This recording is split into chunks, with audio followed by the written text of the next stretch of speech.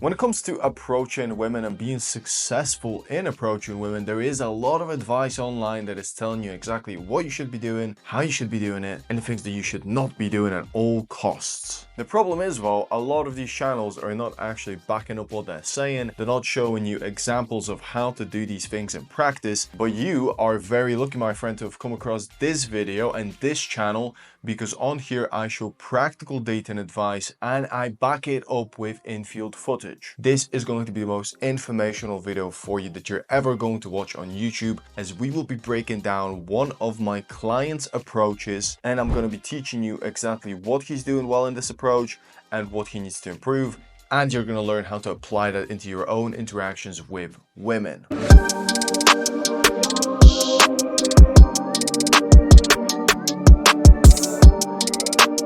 My name is Sebastian. I'm a dating coach for men based in London, and I've been coaching guys on how to approach and interact with women for about 5 years now. You can check that out on my website, leadingmanattraction.com.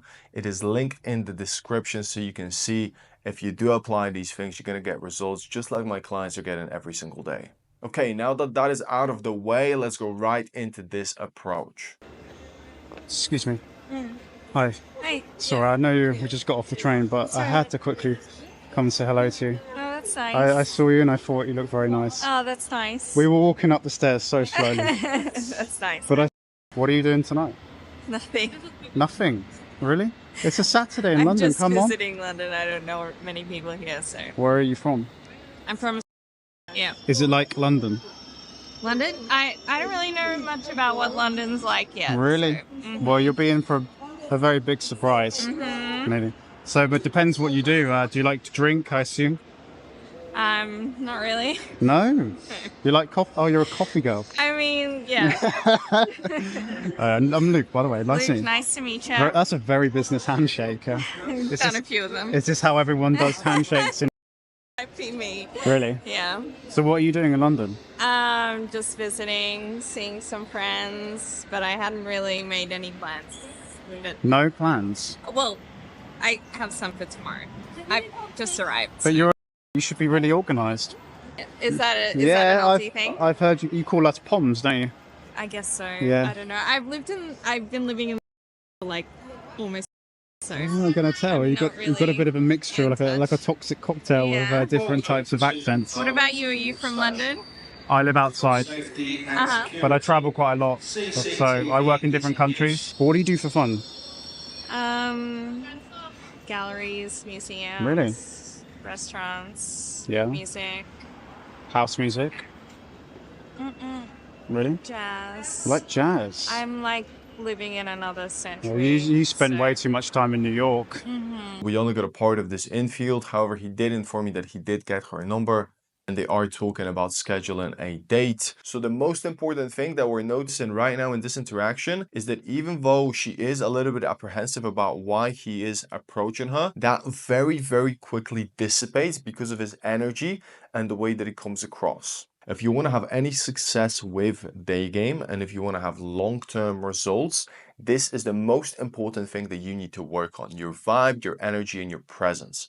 If you don't have these three things in order and you're constantly fumbling your approaches, or you're being very inconsistent so that you can't get into a good momentum, you're going to have inconsistent results. She then introduced herself and said her name. He missed that. He didn't really introduce himself, which is something that I'm going to discuss with him. It's very important to introduce yourself relatively quickly so that she can put a name to a face, and that way you're no longer this kind of like stranger that came out of nowhere, and that again reduces the friction that exists between two strangers. You should be always kind of putting out your hand, asking for the girl's name so that she can associate who you are with a name. Then we go into a little bit of back and forth about what she's doing in London, where she's from. She's giving him a little bit of information that he can then build a conversation from, which he does, and then eventually he does introduce himself and puts out his hand. You should grab a woman's hand like this So her hand should be the top hand, your hand should be the bottom hand, and you're grabbing her hand like this, kind of escalating a little bit physically and again demonstrating your intent. She kind of went out and she wanted to grab his hand like this, like a business professional,